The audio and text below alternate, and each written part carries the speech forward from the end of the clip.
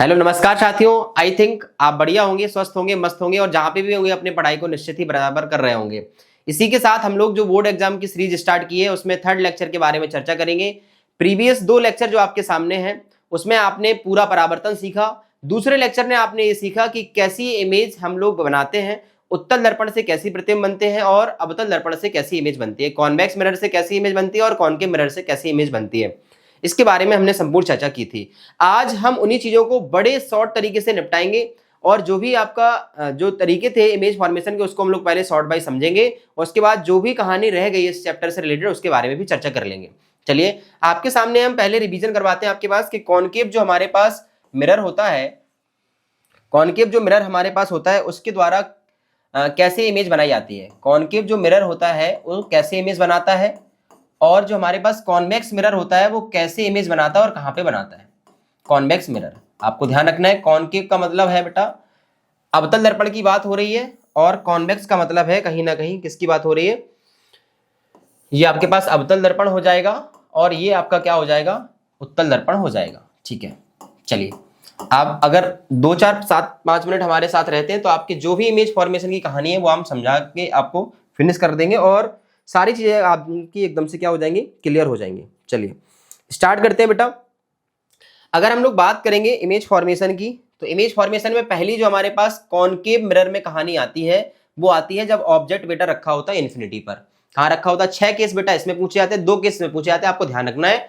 अगर ऑब्जेक्ट बेटा इन्फिनिटी पर होता है तो इमेज कहां बनेगी? हमेशा फोकस पर। कहां बनेगी बेटा? आपकी फोकस पर। और इमेज फोकस पर जो बनेगी वो बेटा रियल होगी, वास्तविक, और रियल होने के साथ साथ वो इन्वर्टेड होगी, मतलब बेटा उल्टी बनती है और उल्टी बनेगी और साथ में बेटा पॉइंट साइज की होगी। ये बात ध्यान रखना है आपको। कैसी होगी बेटा? पॉइंट साइज की होगी।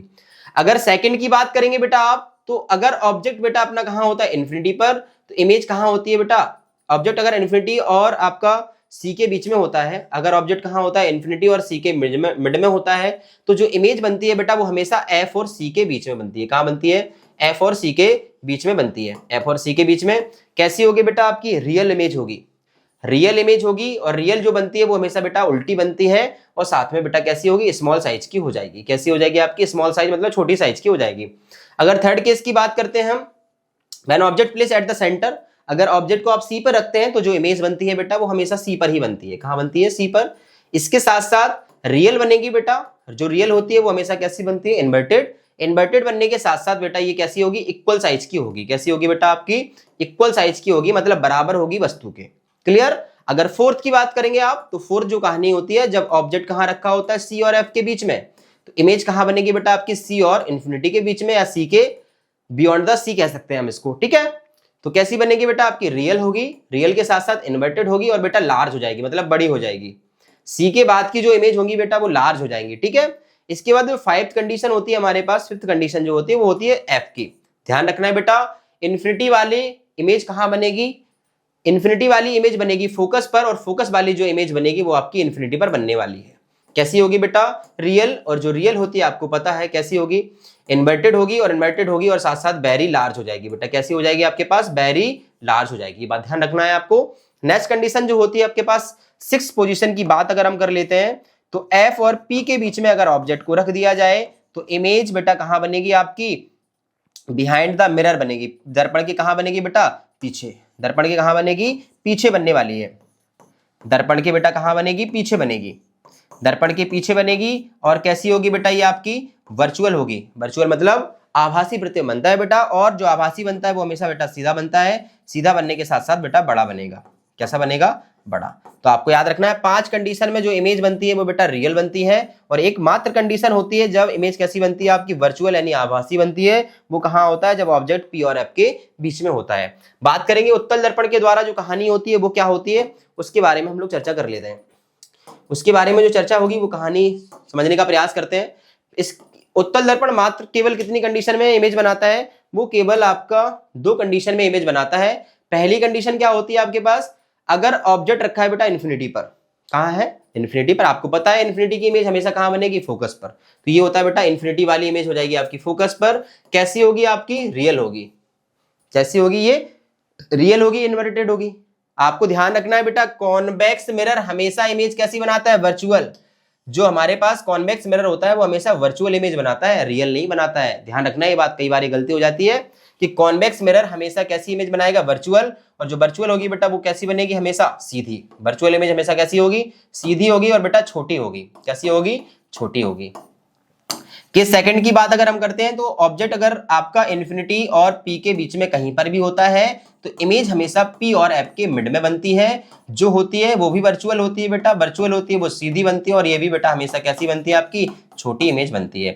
तो आपको ध्यान क्या रखना है, ये नोट आपको ध्यान रखना है, ये जो नोट है इसको आपको ध्यान रखना है कि जो हमारे पास कॉन्वेक्स मिरर होता है बेटा, कॉन्वेक्स मिरर जो होता है वो हमेशा कैसी इमेज बनाता है, आपका आभासी इमेज बनाता है, बोले तो वर्चुअल आभासी इमेज बनाएगा, आभासी इमेज बनाएगा। और इसके साथ साथ जो आभासी इमेज होती है वो हमेशा बेटा कैसी होती है, सीधी होती है, सीधी होती है, और साथ साथ कैसी बनती है, हमेशा बेटा छोटी बनती है। तो ये बात आपको ध्यान रखना है कि जो हमारे पास कॉन्वेक्स मिरर होता है बेटा वो हमेशा कैसी इमेज बनाता है, आपका आभासी, और आभासी के साथ साथ छोटी इमेज बना देता है।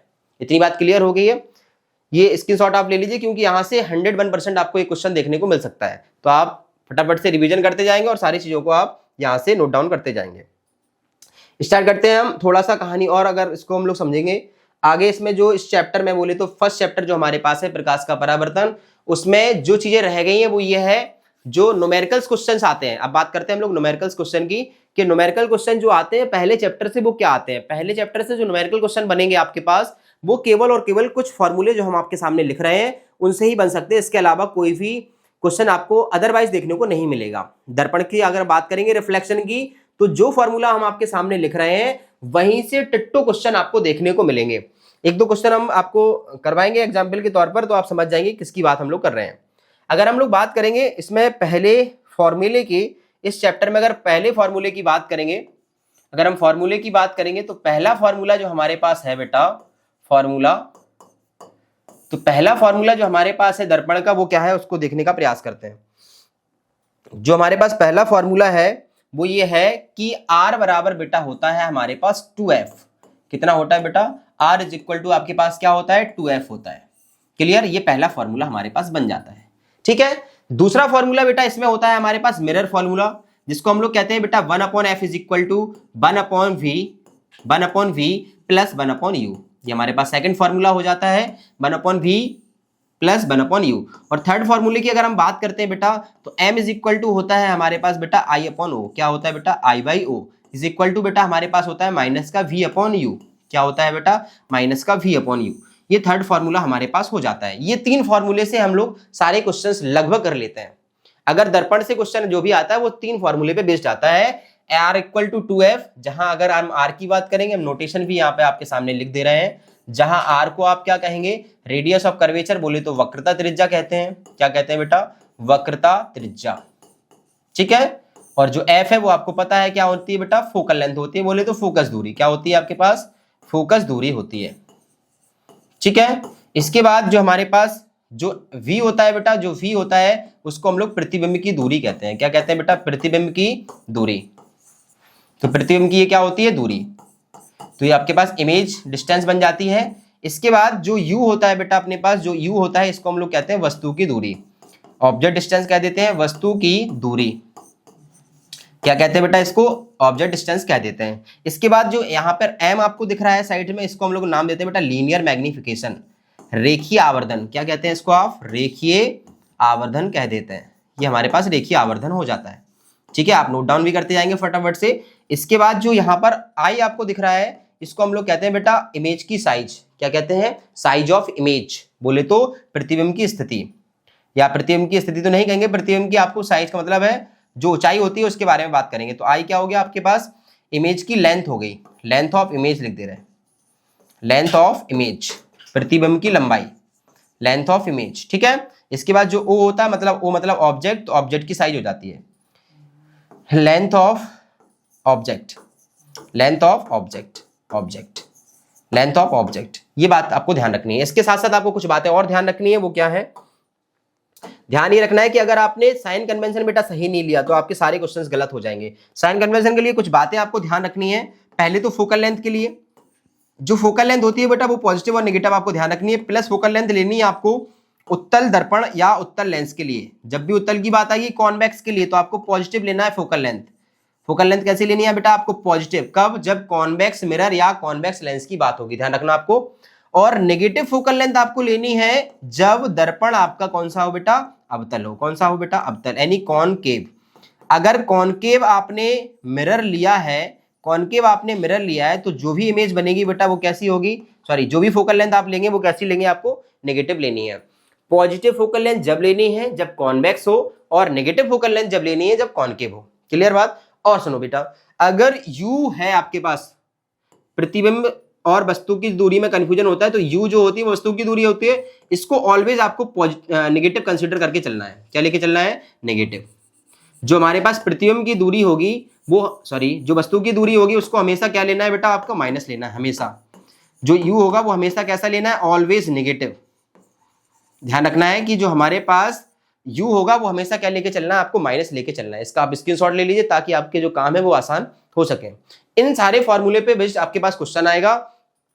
r और f में रिलेशन आएगा तो फोकल लेंथ जो है क्या है? रेडियस ऑफ कर्वेचर, मतलब वक्रता त्रिज्या। वक्रता त्रिज्या फोकस दूरी की दुगनी होती है। 1/f = 1/v प्लस 1/u होता है। रेखीय आवर्धन की परिभाषा अगर वो आपसे पूछे कभी तो आपको क्या लिखना है वो भी सुन लीजिए। रेखीय आवर्धन m, I क्या है बेटा? प्रतिबिंब की लंबाई, O क्या है? ऑब्जेक्ट की लंबाई। तो प्रतिबिंब की लंबाई और वस्तु की लंबाई का जो रेशियो होता है, जो अनुपात होता है, उसको क्या कहते हैं आप? रेखीय आवर्धन यानी लीनियर मैग्निफिकेशन कहते हैं। इतनी बात आपको आई थिंक समझ में आ गई होगी। क्लियर है ना? इतनी बातें आपके एकदम से क्लियर हो गई होंगी। चलिए, इसके बाद जो कहानी होती है उसको हम लोग समझने का प्रयास करते हैं कि अगर वो हमसे क्वेश्चन पूछेगा तो किस तरीके से जो हमारे पास क्वेश्चन आएगा वो हमसे पूछ सकता है। तो जो हमारे पास कहानी होगी नेक्स्ट वाली, उसकी कहानी हम लोग स्टार्ट करते हैं। अगर वो हमसे कोई क्वेश्चन पूछेगा, आपके सामने एक क्वेश्चन लिख रहे हैं और उसमें बहुत सारी चीजें हम लोग आपको सिखाएंगे। एक क्वेश्चन, एक न्यूमेरिकल हम आपके पास देंगे और पहले चैप्टर की जो भी कहानी होगी वो सारी आपके साथ क्लियर हो जाएगी। एक न्यूमेरिकल के द्वारा जो भी हम लोग कॉन्सेप्ट हमने सीखे वो सब चीजें हम आपके सामने क्लियर कर देंगे। एक न्यूमेरिकल आपके सामने लिख रहे हैं, गौर से देखना और इसको आप नोट डाउन कर लेना। 100% यहां से हम जो कॉन्सेप्ट आपको समझाएंगे वो आपका बोर्ड एग्जाम में टिट्टो देखने को मिल जाएगा। चलिए, हम आपके सामने क्वेश्चन लिख रहे हैं। एक अवतल दर्पण के सामने, एक अवतल दर्पण के सामने, दर्पण के सामने, एक अवतल दर्पण के सामने एक वस्तु 12 सेंटीमीटर की दूरी पर रखी है। 12 सेंटीमीटर की दूरी पर रखी है, दूरी पर रखी है। ठीक है? यदि दर्पण की फोकस दूरी, यदि दर्पण की फोकस दूरी, यदि दर्पण की फोकस दूरी, यदि दर्पण की फोकस दूरी 6 सेंटीमीटर हो। कितनी हो बेटा? 6 सेंटीमीटर हो। अगर दर्पण की फोकस दूरी 6 सेंटीमीटर हो तथा वस्तु की लंबाई आपकी 4 सेंटीमीटर हो। कितनी हो बेटा? 4 सेंटीमीटर हो, तब प्रतिबिंब की स्थिति क्या होगी? तब प्रतिबिंब की स्थिति क्या होगी? प्रतिबिंब की स्थिति बतानी है आपको। प्रतिबिंब की स्थिति क्या होगी? क्या होगी? साथ में आपको बताना है लीनियर मैग्निफिकेशन। प्रतिबिंब की स्थिति क्या होगी? इसके साथ आपको प्रतिबिंब की साइज भी बतानी है। प्रतिबिंब की आपको क्या बतानी है बेटा? प्रतिबिंब की साइज मतलब लंबाई बतानी है, प्रतिबिंब की लंबाई बतानी है। इसके साथ साथ आपको बताना है कि रेखीय आवर्धन क्या होगा। रेखीय आवर्धन क्या होगा? इसके साथ साथ आपको बताना है रेखीय आवर्धन क्या होगा। इसके साथ बताना है प्रकृति कैसी होगी। इसके साथ साथ बताना है आपको प्रकृति कैसी होगी। जो हमारे पास प्रकृति होगी वो कैसी होगी, कैसी होगी। ठीक है, ये आपको निकालना है। इस क्वेश्चन में हमने सारे क्वेश्चन आपके कवर कर दिए हैं। एक क्वेश्चन जो आपके सामने लिखा है, इस क्वेश्चन में जो भी क्वेश्चंस आपने आपके सामने लिखा है, इस क्वेश्चन में सारी चीजें कवर हो जाएंगी। अगर आप इस क्वेश्चन को अकेला कर लेते हैं तो जो भी आपका परावर्तन संबंधित कहानी है वो आप सारी चीजें एक तरीके से क्लियर कर लेंगे। चलिए स्टार्ट करते हैं और समझने का प्रयास करते हैं कि ये सॉल्यूशन कैसे होगा, और बोर्ड एग्जाम में अगर कोई भी क्वेश्चन हमारे सामने आता है तो आप उसका किस तरीके से निपटारा कर सकते हैं। ठीक है, चलिए स्टार्ट करते हैं। इस क्वेश्चन को बड़े ध्यान से सुनेंगे। हमारे पास सबसे पहले आपको जो भी क्वेश्चंस दिया जाता है बोर्ड एग्जाम में या जो भी पेपर में आपको क्वेश्चन दिया जाता है, आपको सबसे पहला काम क्या करना है? आपको सबसे पहला काम ये करना है कि उस क्वेश्चन को बहुत अच्छे तरीके से रीड करना है, बहुत अच्छे तरीके से पढ़ना है। क्वेश्चन आपसे खुद कहता है कि ये वैल्यू ये है, ये वैल्यू ये है। दूसरा काम क्या करना है? क्वेश्चन आपने पढ़ लिया, क्वेश्चन पढ़ने के बाद आपको वैल्यू लिखना करनी होती है स्टार्ट। जो जो वैल्यू आपको गिवन होती है, जो जो वैल्यू आपको समझ में आ रही होती है, उस वैल्यू को आप लिख लेते हैं। फिर परावर्तन के क्वेश्चन में या अवतल दर्पण उत्तल दर्पण के क्वेश्चन में जो मेन कहानी होती है बेटा, होती है साइन कन्वेंशन की। तो साइन कन्वेंशन मैंने आपको सिखाया अभी कि यू हमेशा कैसा लेना है आपको? पॉजिटिव। एफ की वैल्यू आपको दर्पण अगर कॉनकेव है तो कैसी लेनी है आपको? पॉजिटिव लेनी है कि नेगेटिव? नेगेटिव। और अगर कॉन्वेक्स है तो आपको पॉजिटिव लेनी है, ये बात आपको ध्यान रखनी है। फिर जो इमेज की फॉर्मेशन होगी वो हम लोग निकाल लेंगे। फॉर्मूला आपके सामने होता है, आपको याद होता है, तो आप सारी चीजों को कर पाते हैं। चलिए इंग्लिश मीडियम वाले अगर ध्यान देंगे तो हम ये बता रहे हैं आपको, एक मिरर है कॉनकेव, मिरर के सामने एक ऑब्जेक्ट रखा है, कितनी डिस्टेंस पर? 12 सेंटीमीटर की डिस्टेंस पर। और इस कॉनकेव मिरर की फोकल लेंथ बेटा कितनी है? आपकी 6 सेंटीमीटर है। इसके साथ साथ जो ऑब्जेक्ट की हाइट है बेटा वो आपके पास 4 सेंटीमीटर है। आपको बताना है प्रतिबिंब मतलब इमेज की सिचुएशन कहां पे होगी। इसके बाद आपको बतानी है कि इमेज की लेंथ क्या होगी बेटा। इसके बाद आपको रेखीय आवर्धन भी बताना है और साथ साथ आपको बताना है प्रकृति मतलब उसकी जो इमेज बनी होगी वो रियल होगी, वर्चुअल होगी, इस तरीके से आपको बताना है। स्टार्ट करते हैं काम। हमें गिवन है बेटा, सबसे पहले क्वेश्चन जो भी होता है उसमें हम लोग ये लिखते हैं कि गिवन क्या है हमें। तो आप देख पा रहे होंगे गिवन क्या है आपको, एक कॉनकेव मिरर दिया है। क्या दिया बेटा आपके पास? एक कॉनकेव मिरर है। चलिए सर ये हो गया हमारे पास कॉनकेव मिरर, ठीक है, ये हमें गिवन है कॉनकेव मिरर। अब कॉनकेव मिरर के सामने क्या रखा है? एक ऑब्जेक्ट रखा है। इसका मतलब वस्तु की दूरी गिवन है, ऑब्जेक्ट की डिस्टेंस गिवन है। और ऑब्जेक्ट की डिस्टेंस को आपको पता है किससे आप लिखते हैं? तो u बराबर हो गया सर हमारे पास कितना? u बराबर हो गया हमारे पास सर 12 हो गया। कितना हो गया? 12। जैसे ही आप ऑब्जेक्ट की सिचुएशन को लिखते हैं, u को तुरंत आपको क्या लगा लेना है? माइनस साइन लगा लेना है। क्लियर बात बेटा? आगे बढ़ते हैं। यदि दर्पण की focal length, the focal length 6 centimetre, कितनी सेंटीमीटर है? 6। तो f की वैल्यू क्या हो जाएगी बेटा आपके पास? 6 सेंटीमीटर हो जाएगी, ठीक है। अब कौन सा मिरर है आपके पास? कॉनकेव मतलब अवतल दर्पण है, तो इसका मतलब है नेगेटिव फोकल लेंथ आपको लेके चलनी है। अवतल दर्पण की फोकल लेंथ कैसी होती है? नेगेटिव होती है। आगे चलेंगे। तथा वस्तु की लंबाई को किससे नोट करते हैं बेटा? Object height. ऑब्जेक्ट हाइट को आप नोट करेंगे ओ से। तो ये क्या है अपने पास? ओ की वैल्यू अपने पास गिवन है बेटा कितनी? 4 सेंटीमीटर। तो ये अपने पास 4 सेंटीमीटर हो जाती है, ठीक है। इसके बाद प्रतिबिंब की स्थिति निकालनी है, यानी आपको v निकालना है। प्रतिबिंब की स्थिति यानी आपको v निकालना है। इसके साथ साथ प्रतिबिंब की लंबाई यानी आपको IV निकालना है बेटा, IV निकालना है। इसके बाद रेखीय आवर्धन कह रहे हैं तो इसका मतलब है M भी निकालना है आपको। इसके साथ साथ प्रकृति मतलब नेचर भी बताना है कि इमेज जो बनी होगी उसका नेचर क्या रहा होगा। पहले आप इसको स्क्रीनशॉट यहीं पे ले लीजिए और आप इसको पुश कर दीजिए वीडियो को और अपने आप से लगाने का प्रयास कीजिए कि इसका आंसर क्या आएगा। फिर हम यहाँ पे लगा रहे हैं, फिर आपको चेक करना है कि कहाँ पे गलती हुई है। आपके सामने सारी चीजें हमने लिख दी हैं, आप इसको पुश करके अपना क्वेश्चन लगा लीजिए, उसके बाद आप काम स्टार्ट करिए। चलिए हम जब तक सॉल्व करते हैं इसको, क्या कहानी होगी इसकी। आपको पता है U है, F है, V निकालना है, तो हम पहले मिरर फॉर्मूला लगाते हैं। क्या लगाते हैं बेटा? Mirror formula. Mirror formula, mirror formula पता, दर्पण सूत्र लगाएंगे। तो दर्पण सूत्र क्या होता है आपको पता है। दर्पण सूत्र लगाने के लिए सर हमें लगाना होगा 1/f is equal to 1/v plus 1/u। जो भी साइन में आपको दिया है वो साइन कन्वेंशन आपको रखते जाना है और आपको काम स्टार्ट करना है। तो हमारे पास सर 1/f का आपका 1/f रहा, ठीक है। 1/f की जगह पे सॉरी, जो हमारे पास f की वैल्यू है वो गिवन है, तो आप क्या करेंगे? f की वैल्यू को पुट कर लेंगे। जो भी आपकी वैल्यू f की गिवन है उसको आप क्या कर लेंगे? पुट कर लेंगे। f की वैल्यू क्या गिवन है आपको? चलिए f की वैल्यू हमें गिवन है सर -6, तो आप क्या करेंगे? -1/6 कर लेंगे इज इक्वल टू v की वैल्यू आपको बेटा फाइंड करनी है, तो 1/v का 1/v। u की वैल्यू हम देखेंगे तो बेटा माइनस का कितना है? 12 है, तो यहाँ पे विद साइन के साथ माइनस लग जाएगा, माइनस का 12, ठीक है। आपको साइन कन्वेंशन बिल्कुल ध्यान रखना है। यहां माइनस, ये प्लस था सर, माइनस की वैल्यू है तो माइनस प्लस मल्टीप्लाई होके क्या हो जाएगा? माइनस हो जाएगा, ठीक है। अब इस माइनस वाली टर्म को आपको दूसरी साइड ट्रांसफर करना है और v को उसी साइड रखे रहना है। तो -1/6 का 6, ये माइनस वाली टर्म आप इधर को लाएंगे तो ये प्लस में कन्वर्ट हो जाएगा, यानी 1/12 इज इक्वल टू v को कहीं नहीं लेगा बेटा, इसको इसी साइड रखा है तो 1/v हो जाएगा, ठीक है। चलिए एलसीएम लेते हैं बेटा, तो हमारे पास एलसीएम आ जाएगा 12। कितना एलसीएम आ जाएगा आपका 12, तो 1/v का v रहा। 6 से काटेंगे, 6 2 जा 12, माइनस का 2 बचेगा, प्लस 12 बन जा 12, 1 बचेगा आपका। यहां से आप एलसीएम लेंगे, सॉरी सब्ट्रैक्शन करेंगे तो आपका माइनस का 1 बचेगा और ये आपका 12 हो जाएगा। इसका आंसर क्या आएगा बेटा 1/v, और v का क्रॉस मल्टीप्लाई कराएंगे तो v इज इक्वल टू आ जाएगा सर माइनस का 12। कितना आया माइनस का 12।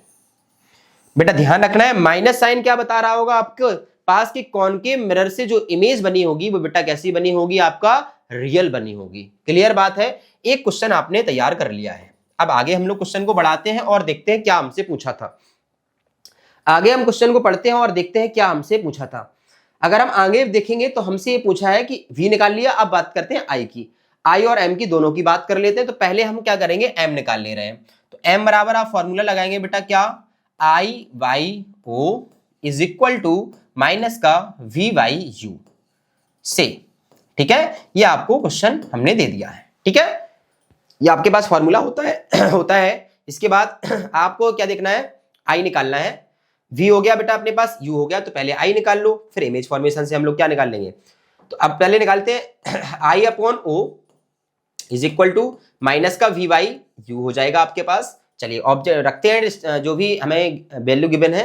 i की वैल्यू बेटा फाइंड करनी है आपको, तो i का i, o की वैल्यू बेटा 4 सेंटीमीटर है, तो ये 4 सेंटीमीटर हो गया, इज इक्वल टू माइनस का माइनस साइन लगाए रहेंगे। v की वैल्यू क्या आई बेटा माइनस का 12, तो माइनस का 12 रख लेंगे।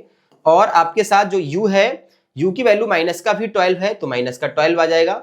माइनस माइनस बेटा कैंसिल हो जाएगा, प्लस बन जाएगा और माइनस बचेगा।